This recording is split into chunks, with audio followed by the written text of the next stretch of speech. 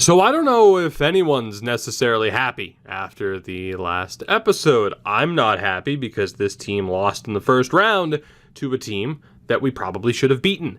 A lot of you aren't happy, as I knew you wouldn't be, because of me, changing up the lines throughout the series, although I will point out, I think the most controversial too, maybe aside from breaking up the fourth line, even though we're a roll three lines team, of course, dropping Grigorenko and Holtz, not exactly a popular opinion, but considering neither of them had a goal in 6 games, and they were still both on the top power play units, a power play, which, by the way, through those 6 games was at 22%, certainly not because of that first unit, as you can see by the numbers. At the end of the day, it comes down to this. We lost. Again. And, yeah, that's a bit of a drought. There's a bit of a drought on this channel in terms of Stanley Cup winning success. NHL 19, certain points, a little bit rough. There were some moments. Go back and watch if you haven't. NHL 20 thus far. I'm not spoiling that Shark series, but, you know. Speaking of which, drop a like on the video. Already do it. Thank you. Today was initially going to be the day that I blow it up. Because I still think that this team, as it stands, won't be good enough no matter what we do.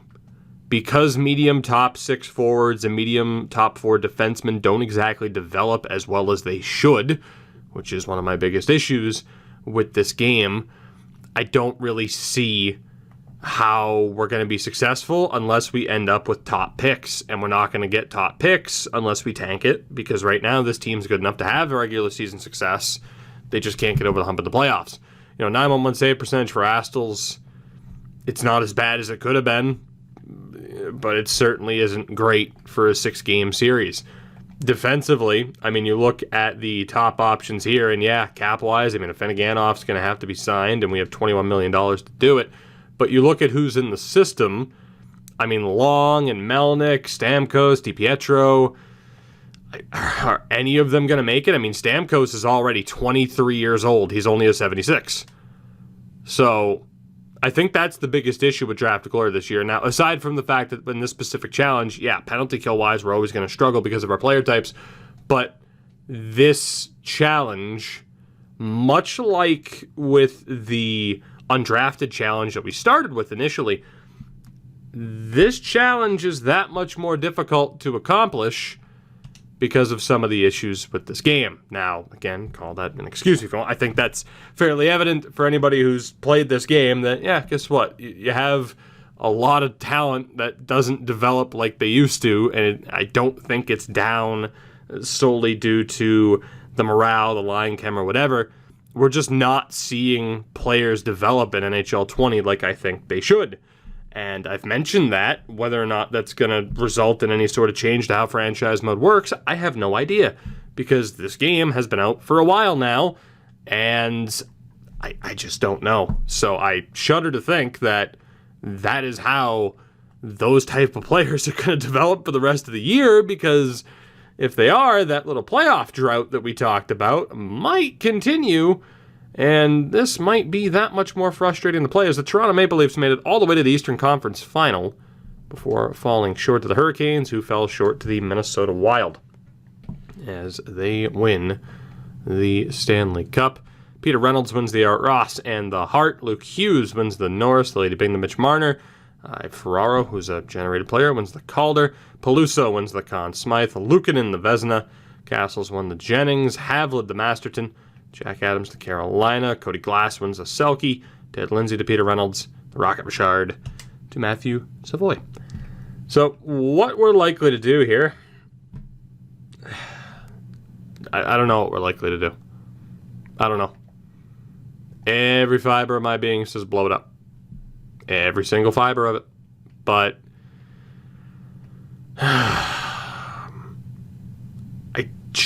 I just don't know if I can, because we even have Doughty, who's just not a guarantee. If anyone was going to be a guaranteed top-notch defenseman, it's going to be Jamie Doughty. He's not it. So maybe even if we do get consistent top 5 picks to try and build things up before the rest of our current core falls apart, there's no guarantees even with the top 5 pick that those players will pan out, and that's fine. I'm cool with that. I'm cool with, not having every first round pick pan out. Don't get me wrong. That's not what I'm saying. But you are seeing certain players fall short a bit more consistently than they should. And I think that's kind of the biggest issue with this game right now, is it just needs to be tweaked a little bit. I think, first round draft pick values, they need to be tweaked a little bit. The trade logic, like something, it's just, they're tuned a little bit too much in certain ways. A little bit of tweaking. And I think this is by far the best franchise mode on the market, at least for a main console, non-PC only release, and even then. But we'll see. We'll see what happens moving forward. I don't know if I'm going to get rid of people. I don't know what I'm going to do. We've talked about, or at least people have talked about, you really should be able to get fair value, trade-wise, at least in terms of draft picks. That's normally the sign of admitting defeat, that a certain challenge is over, and that it's just not going to happen. But much like with the undrafted challenge, this isn't the same game that it was last year, so maybe that extra bit of help is necessary. Maybe it is. Looking at who's available here, Shipley obviously won't be. Landon Baldwin won't be either. Normal Zigomanis. This is already looking rough. Cedric Pete is probably going to be a power forward. So we have Oleg Breland. God, really? That's our best bet, huh? And I hit the wrong goddamn button. Well, this will be fun then. Apparently the Y button backs you out. That's great. To the draft we go. Everything's coming up Millhouse for us right now, isn't it? Let's see what the hell happens. We have the 24th overall pick in this draft. How ironic, I guess. So Breland's available. It's all well and good. Greg Allen. Defensive zone plays up there, so yeah, there's no way. Lane Wong's not going to be available. Nick Ritchie. Go figure. Holy shit. Okay, well, we have somebody. Sorry, Breland. Looking at Nick Ritchie, which is very good, and a medium elite goaltender in Sean Claxon, who's 19. And pretty good to start. 3 years out as a goalie. Interesting. I mean, I'm leaning towards Ritchie, obviously. I'm just saying that it's interesting. There's another goalie. Jesus. Okay. The goalie situation, as it stands on paper, isn't the worst situation in the world, from what I recall. It's not, thankfully. I mean, we have Astles, we have Dag, we have Grosek. You still have Stewart and Bathgate. So yeah, there's no doubt we're taking Nick Ritchie here. It's the only way to go. So with the 24th overall pick, we are taking the American from the Sudbury Wolves, Nick Ritchie. Pretty much a confirmed sniper. Great grades. 1 year out. Let's do it. Nick Ritchie is the pick. He is a 76 overall, medium top 6 forward, so that is a gigantic victory. Gigantic compared to some of these other guys who were selected in the middle of the first round. That's huge for us, so maybe our luck is turning, perhaps. We go to the second round, and let's see who we have. Jonathan Tarnasky's not going to be available, but Khalil Bufflin will be. No real guarantee there, though. Now, is there? Andrei Turikov. Bufflin's probably a little bit better. We don't know anything about McGillney. We don't know anything about a lot of these guys. And then this dude here. Yeah, he's pretty much going to be a two-way because of that defensive consistency. Franklin Suter. What about Stefan Paye? Interesting. All right, I think we have our two options here. Obviously, do my due diligence and take a look, but oh, good old Chad Ennis. Good old Chad Ennis. Xander Dietz. No. Yeah, we have our guys here. going to be another forward from the looks of it. One of the two. Well, I guess Buffalo is a defenseman, huh? I mean, I was thinking Paille guaranteed because of the gem, but let's take a look at the team again just to see where we need the most help, forward or defense. My argument's everywhere as far as where the hell we need help. I mean, defensively, you know, between Stewart, Cochran, Long, I mean, if Long and Melnick could take a step up, that would be great. Stamkos as well. We have players where it's like, hey, yeah, you could take a step up. That would be great. And then forward-wise, in terms of overall, I mean, Kostopoulos should be good to go. We just have to take whoever the hell we think is going to be the best for us. It really is what we're looking at. So, out of the two, Paille, Bufflin. We're going for Stefan Paille. Yeah, we're taking the Canadian. Stefan Paille is the pick. And the only potential worse than the medium top six is a low top six. Damn it. I really don't even care to know how good Bufflin is, but I'm sure a lot of you do, so we'll look. It wouldn't have mattered. Wonderful. This could end up being a pretty damn weak draft class, huh? Which is just what the doctor ordered. I really don't need a goalie. Bancroft could be an option. Robichaud, not going to be an option. Puck mover. And Jared Raymond that we could take the risk with if we had to. Jesus Christ, that's too good to pass up. Never mind, no it isn't, because he's 20 years old and has low grades. Not worth it. In a different series with a different challenge, that's worth it, but at this point, I at least saw somebody where I have some hope that they might not be completely useless, unlike other times where I have taken a goalie in this situation. Please don't be an actual two-way. Yeah, he's going to be a two-way, son of a bitch. Well, this sucks. Reese Skinner, not looking all that good, but in comparison to who we have available to us, you know, you're not looking that bad. Is there anybody with crazy grades where there might be doubt over how good you are? Lutzer, confirmed two-way. Okay, so out of our pinned players, we have Bancroft, Skinner, and Raymond. We might as well take the risk with the defenseman. Bancroft's 20, he's 3 years out. The defenseman's 17 and 3. Yeah, we're gonna take the risk with Jared Raymond. Out of Denmark, plays in Finland. Let's see what we got. He is a low 4. 61 overall. Damn it. All right. Who else do we have? Anybody interesting at all? Gustav Ovechkin. 4 years out at 20 years old. No thank you. We have Colin Hextall.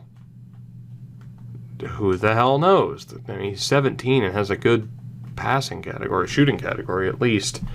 Jared Moy. Nope. There's gotta be something. Someone. Help change the tone of what we're doing here. I feel like Gaspard Boumediene has a decent chance of actually being eligible for us. Might be worth the risk. Said might be, though. Keep that in mind. Not exactly a guarantee. Ross Marsh. Don't really need a goalie, though. Nobody with a guarantee here, either. So, for pin players, we are looking at Boumediene or Hextall. Boumediene would be decent risk, but we're taking it. Gaspard Boumediene is the pick. He is a playmaker, but he's a friggin' low 9. Oh my god. This is rough, guys. This is rough. That first pick went really well, but now it's just... It's like getting beaten over the head with a shovel. Over and over again. God damn. Ken Halpern, not going to be available to us. Baker, probably not going to be available to us. Ross Eaton, definitely not going to be available to us. There's Skylar Palin, who's not looking all that good. Derek Dowd's not going to be there. You're not going to be available, although he is listed as an OFD, even though he definitely won't be, but that's okay. That means I can take him. Tuparainen, probably not. Connor Connolly, nice. Avery Vetteral's definitely not going to work. Laurent St. Pierre. Can I just forfeit the rest of these picks, please? Because this is a nightmare. This is a nightmare. I tell you. Jesus. Let's go for Carl Claremont. Perhaps. Yeah, let's go for Carl Claremont. Hope that he is available for us. He is. He's a medium top 9. 58 overall. So, outside of Richie, it's really fallen off since. So, to look again here, Dryden's still available. I don't have to take him here, though. He'll probably be available with that next selection. So just to quickly look, we know really that there wasn't anybody with good grades coming up. Is there anybody with like an impossibly good point total? Like Guy Viget. 6'4", though, he won't be available. Somebody with a really good point total.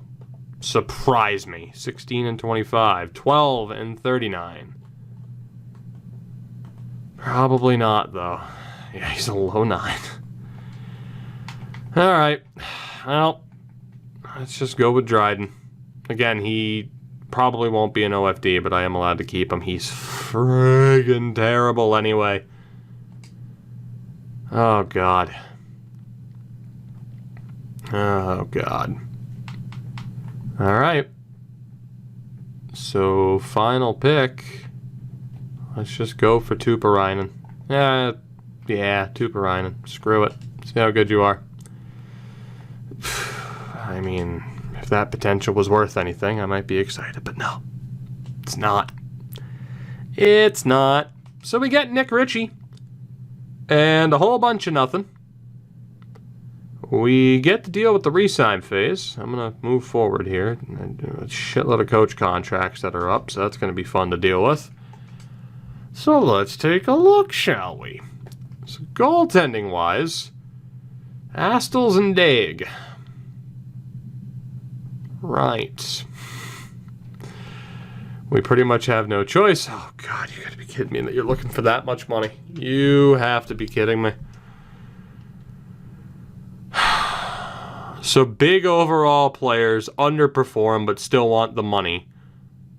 Lower overall players overperform and look for a ton of money. Should his, like by that logic, should a higher overall who's underperformed not be looking for lower money? Or I guess the argument would be like, well, no, he's a higher overall. Of course he's looking for more money. Doesn't help me regardless.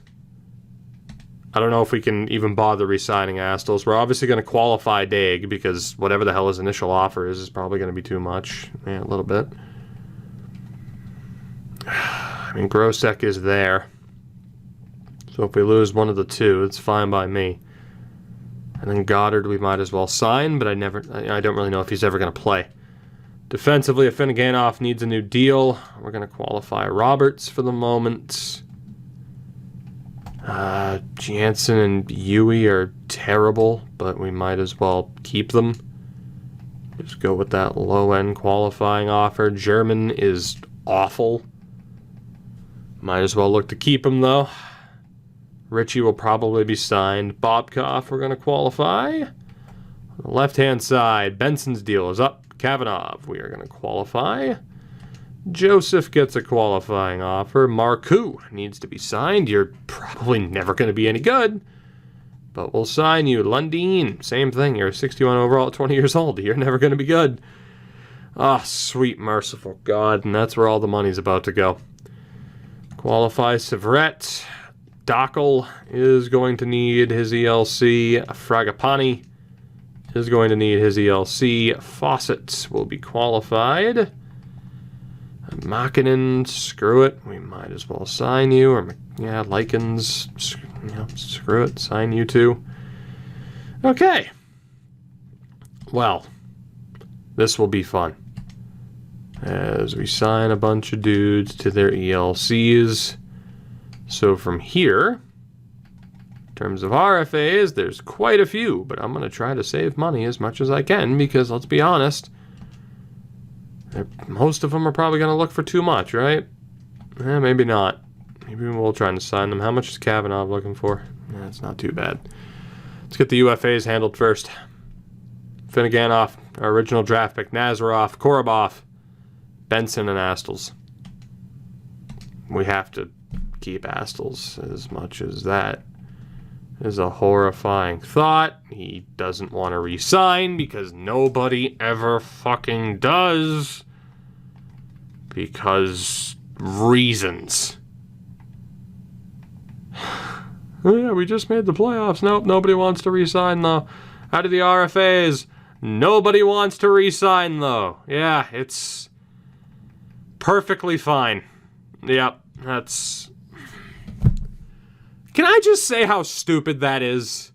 I mean, come on. Like, I've never been hesitant whatsoever to criticize this game. Despite a lot of people being like, oh, game changers only kiss ass.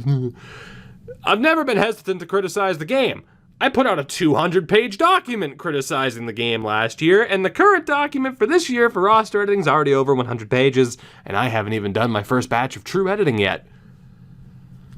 It's ridiculous. It is. It's ridiculous. Not a single player wants to re-sign, UFA or RFA, after this team won 50 games and made the playoffs. Not a single one. So I have to overpay everybody. Yeah, sure, I can save some money by letting the RFAs go to free agency and then they'll sign for cheap. Sure. What the hell do you want me to do? Just say that it's not dumb? It is. It's dumb. This game mode has so much potential, and I'm horrified to think that we're not going to see changes for the rest of the year, and I don't know how I'm going to make it to next September if that's the case. So we have $24 million, right? We need to re-sign Astles, which the cheapest we're going to get him for is $6 million, right? Here. Let's do the math, shall we? And here, I'll even bring up the calculator to make sure I get this right. So 24 minus 6 kids is 18. I don't know if you knew that. Finneganoff wants $10 million. 10, if not more. Let's say 11, just to be cautious. So we're left with $7 million to re-sign Korobov, who wants 7, or that's Nazarov. Korobov, who wants 5, and Isaac Benson, who wants 2. So tell me who's leaving the team. Because somebody fucking has to. Because with the way this game works right now, I can't re-sign anybody. Because anybody that's an 87 or up wants $10 million goddamn dollars. Thanks a lot, Mitch Marner. So who stays and who goes? I won't make the choice. You leave the choice. You make the choice.